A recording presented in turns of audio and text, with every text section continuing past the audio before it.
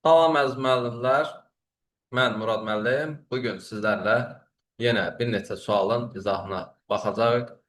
Keçək sualımıza. 52-ci suala baxdığımız zaman bizə deyir, bir bitki hüceyrəsinə aid bəzi orqanoidlərə həyata keçirən proseslər nəticəsində X, Y, Z maddələrinin miqdarının dəyişməsi qrafiklərdə göstərilmişdir. Tamam, göstərilmişdir. Buna görə X, Y, Z maddələri hansı bənddə yanlış verilmişdir deyə bir sual qoyub. Deməli, baxdığımız zaman X maddəsi xloroplastın fəaliyyəti nəticəsində nə edib? Azalıb. Azalan nə olar? Azalan karbon qazı olar. Bəli, istifadə olunar, karbon qazı miqdarı azalar. Bizdən yanlış olanı soruşur. Suyun miqdarı bəli azalar. Karbon qazı miqdarı yenə suyun miqdarı kimi verilib. Amma xloroplastın fəaliyyəti nəticəsində azalmayan şey nə olacaq? Qlükoz olmuş olacaq. Çünki xloroplastda fotosintez prosesi gedər və qlükozla sintezi gedər və qlükozların miqdarı azalmaz, əksinə artar. Ona görə də elə birbaşa cavabımız nə olur? C variantı olmuş olacaqdır. Belə, daha sonra baxaq növbəti sualımıza. Növbəti sualımıza.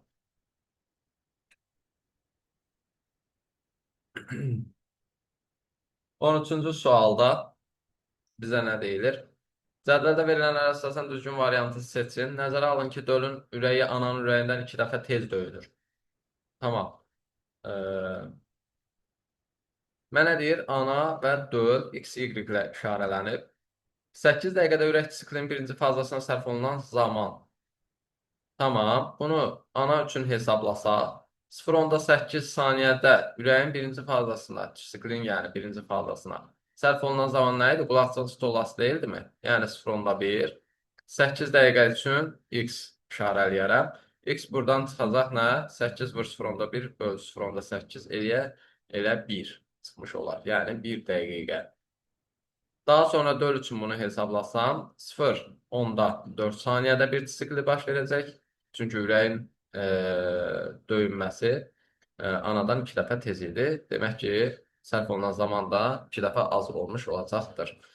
0,4 saniyənin artıq 0,1-i yox, 0,5 saniyəsi qulaqçığının stolasına sərf olunacaq. 8 dəqiqə verilib bizə. 8 dəqiqə üçün bu nə qədər olar hesablasaq. Buradan 8 vur 0,5 bölünsün 0,4. Deməli, bu tamları aparsaq, tam düşəcək bura. 4 ilə 8, 2. 2-ni 0,5-ə vuranda yenə 1 dəqiqə almış olacaqdır. Demək ki, mənim x və y-im nədir? Bir-birinə bərabər imiş. Daha sonra digərlərinə baxdığımız zaman nə deyir? 5 dəqiqədə ürək döyüntülərinin sayı. 5 dəqiqədə ürək döyüntülərinin sayı Z və N üçün. Təbii ki, 5 dəqiqədə ürək döyüntüsünün sayı döldə anadan nə olacaq? Çox olmuş olacaqdır. Və burada Z kiçik olur. Nədən? N-dən. Və variantlara baxdığımız zaman D variantında x bərabərdir. Y, bəli, bu doğrudur. Z kiçikdir N-dən, yenə də bu doğrudur. Ona görə doğru cavab olmuş olur D variantı. Daha sonra baxaq 14-cü suala. Deməli, 14-cü sualda deyir, DNT molekulunda 3 rabitə əmələ gətirən nukleotidlərin sayı sıfırdır. 3 rabitə əmələ gətirən nukleotid sayı sıfırdırsa, demək ki, mənim DNT molekulu deyir. DNT molekulunun zəncirlərini çəkirəm. Demək ki, mənim başda olan adenin, timin nukleotidlərim olmayacaqdır. Adenin, timinlərim olacaq, amma sadəcə ortada olmuş olacaqdır. Və 4 rabitə əmələ gətirən nukleotidlərin sayı isə deyir 384-dür. 4 rabitə əmələ gətirən nukleotidlər hansılardır? 1. Başda olan guanin, sitozin, əksinə olduğuna görə komplementarlıq prinsipinə əsasən burada da sitozin, guanin olmuş olacaqdır. Buna əsasən deyir, yəni ortadakılar nə olacaq artıq? Ortadakılar olacaq adenin, timin, yəni bu 384-ün daxilində, belə deyək. Təbii ki, digər nukleotidlər də olmuş olacaq. Yəni guanin və sitozin. Yəni 5 rabitə əmələ gətirən nukleotidlər də olmuş olacaq.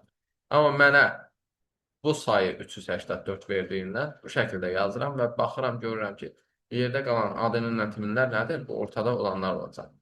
384 nukleotidim var, 4 rabitə əmələ gətirən. Bunun 1, 2, 3, 4 dənəsini guanin və sitozin olduğu üçün çıxıram buradan. 384-dən 4-ünü çıxıram, qalır 380-i. Bu 380 mənim olacaq nə? Ortada olan adenin və timinim. Adenin və timin nukleotidləri. Demək ki, 380 adenin timin nukleotidi varsa, burada olacaq elə 380 dənə nə? Hidrogen rabitə. Çünki adeninlə timin arasında 2 qat rabitə var idi. 380 hidrogen rabitəm varsa, mənim 1310 ümumi hidrogen rabitədən çıxaram bu 380 hidrogen rabitəni və mənim qalar yerdə 900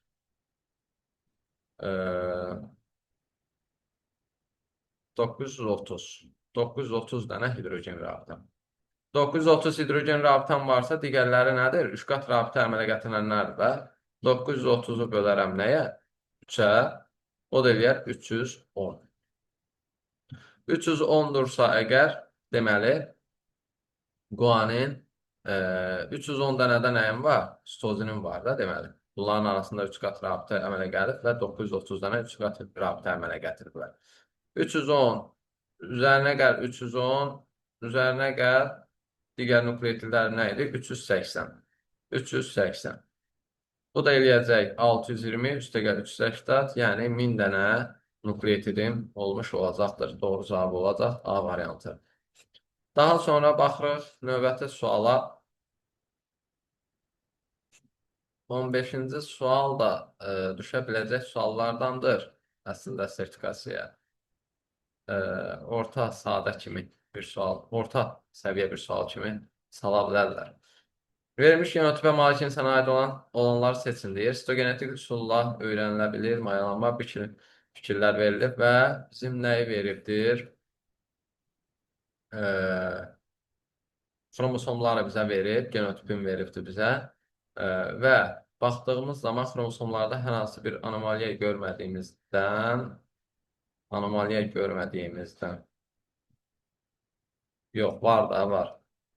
Baxın, 21-ci cüt. Bu nədir? Down sindromlu insandır da, deməli. Düzdür? Down sindromlu insanın nəyin verib bizə? Genotipin veribdir. Və buna uyğun olaraq mən variantlardan nəyi soruşarım? Malik insana aid olanları soruşur. Deməli, 1. Sitogenetik üsulla öyrənilə bilər. Bəli, öyrənilə bilər. 2. Maylanmada iştirak edən qamətlərin xromosom sayı fərqli olmuşdur. Bəli. Sonra 3. Sağlam insanın karyotipidir. Xeyr. 4. Xarici görünüşdə heç bir fərqlilik olmur. Olur. 5. Somatik hüceyrəsinin nüvəsində xromosom müxtəlifliyi 24-dür. Xeyr. Genom mutasiyası baş vermişdir. Bəli. Genom mutasiyası baş vermişdir. Anaploidiyadır. Bəli. Anaploidiyadır. Burada xromosom sayı neynəmişdir? Artmışdır. Buna görə də olur cavabımız 1, 2, 6 və 7, yəni D variantı. Sadəcə kitabda yazılan məlumatlar üzərindən belə deyək, testi həll etdik. Daha sonra baxaq nəyə?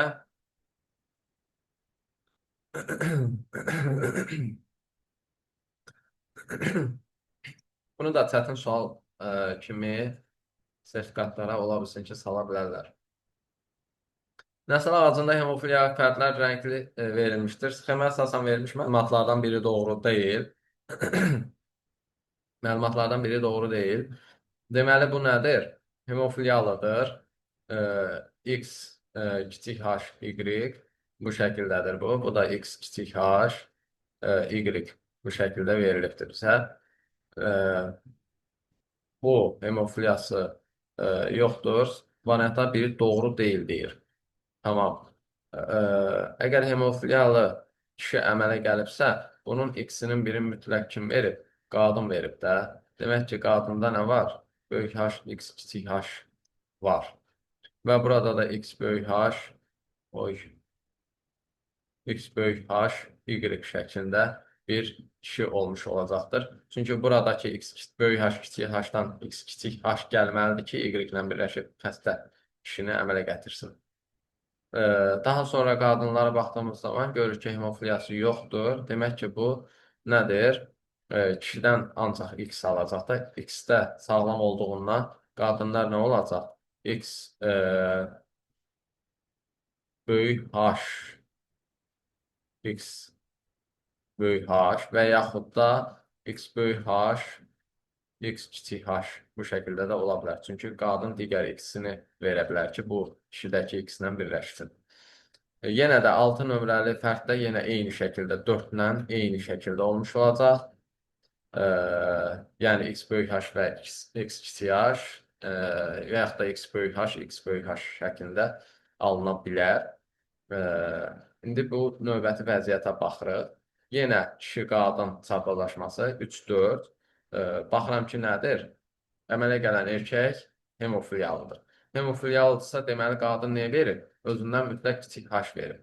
Ona görə bunu bildiyim anda mən x böyük h, x kiçik h variantında olan qadını götürməliyəm burada. X böyük h, x kiçik h. Bu, deməli, kişi ilə çarpazlaşıb, kişiyə özündən nə verəcək? X verəcək. X kiçik h-ı verdiyinə görə bu kişinin x-i böyük h-dır təbii ki. Bu y-dir. Çünki görürük ki, rənglənməyib, yəni sağlamdır. Ona görə bu şəkildə yazıram. Kişi y-ni verəcək. Qadın isə bu x kiçik h-ını verəcək ki, xəstə kişi əmələ gələ bilsin. Bunların da genotipi bu şəkildə olacaq. Daha sonra baxırıq nəyə? 8-ci, yəni bu qız fərdə. Qız fərd artıq burada x böyük h, x böyük h, x kiçik h və yaxud da x böyük h, x böyük h şəklində ola bilər, deyə bilərik. 6-cı fərd isə, 6-cı fərd isə yenə də x böyük h, böyük h, x böyük h, x kiçik h şəklində ola bilər. Yenə də bunu da tam dəqiqliyinə deyə bilmərik. İkisi də əmələ gələ bilər, yəni. Belə, indi görək nə deyir bizə. A variantına deyir, 4 nömrəli fərd daşıyıcıdır, deyir. 4 nömrəli fərd daşıyıcıdır, bəli. Doğrudur, yəni. Bizdən doğru olmayanı soruşur. B variantda deyir, 8 nömrəli fərdin genotipi bəlli deyil. 8 nömrəli fərdin bəlli deyil, bəli, bəlli deyil. Ya x böyük h, x kiçik h, x böyük h, x böyük h şəklində ola bilər. C-də deyir, 3 nömrəli fərd xəstə deyil. 3 nömrəli fərdə xəstədir deyən kimdir ki, xəstədir? Sağlamdır da, görsənir. D-də deyir, xəstəlik geni 1 nömrəli fərddən 4 və 5 nömrəli fərddə xəstəlik geni 1 nömrəli fərddən 4 və 5 nömrəli fərdə keçmişdir. Xəstəlik 1 nömrəli fərddən 1 nömrəli fərd. Hanı ki, burada 1 nömrəli fərd? Yəni ki, bu qadını deyir də, onu deyir yəqin, 1 nömrə. Hər nəysə. 1 nömrəli fərddən 4 və 5 nömrəli fərdə keçir. 4 və 5 nömrəli fərdə keçir. 1 nömrəli fərd x kiçik h-ını verir, bəli. Kişi də x böyük h-ını verir. Bu şəkildə 4 olub daşıyıcı. 5-də isə nə olub? Yenə qadın x kiçik h-ını verib. Erkək isə y-ni verdiyinə görə xəstəlik geni yenə də buna da keçmiş olur. Bu da yəni doğrudur. Y variantı nə dedir? 7 nömrəli fərd xəstəlik genini 3 nömrəli fərddən alıb. Xeyr, 3 nömrəli fərd sağlam olduğundan 7 nömrəli fərd xəstəlik genini 3 nömrəli fərddən almayacaq, 4 nömrəli fərddən almış olacaqdır. Ona görə də Y variantım yanlışdır və məndən də yanlışı soruşduğuna görə elə cavabımız Y variantı olmuş olacaqdır. Belə, daha sonra baxaq növbəti sualımıza. Qan qrupları ilə bağlı sualdır. 18-ci sual. İkinci qan qrupuna malik insan qəzaya uğramış və çoxlu qan itirmişdir deyir. Ona təcili qan lazım olmuşdur və bu şəxsə hansı qan qruplarının plazması köçürülə bilər? Mənim ikinci qan qrupum deməli, eritrositin üzərində. Yəni bu nədir? Adı da A genini daşır. Bu elə bunu belə yazaq. Hə. Deməli bu nədir? İkinci qan qrupumdur.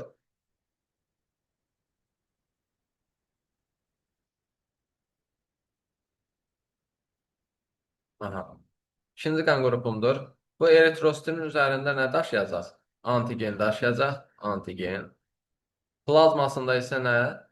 Plazma B antitel. Antitel daşımış olacaqdır. İndi buna neçənci qan qruplarından plazması köçürülə bilər? Əgər plazma köçürüləcəksə, nəzərə alınmalıdır ki, onun plazmasında bunun antigeninin quruluşuna uyğun gələcək antitellər olmasın. Yəni nə? A antiteli olmasın. A antitelin olmaması üçün mən seçərəm nəyi? Məsəl üçün, 4-cü qan qrupunu seçərəm ki, onun ümumiyyətlə plazmasında heç bir antitel yoxdur. Bunu rahatlıqla plazmasını köçürdə bilərəm. Sonra ikinci qan qrupunu yenə də seçə bilərəm. Çünki onun plazmasında bunun özündə olan bir antiteli kimi antitel olmuş olacaq. Qalan 3-cü qan qrupunu seçsəm, 3-cü qan qrupunun plazmasında A antiteli olduğundan köçürülmə olmayacaq. Yəni aglutinasiya baş verəcək. Birinci qan qrupunun isə plazmasında həm A, həm B antiteli olduğundan ümumiyyətlə birinci qan qrupun vakim heç köçürtmək olmayacaq. Ona görə də doğru cavabımız oldu nə? 2 və 4, yəni A variantı. Belə əziz müəllimlər, suallar bundan ibarət edir.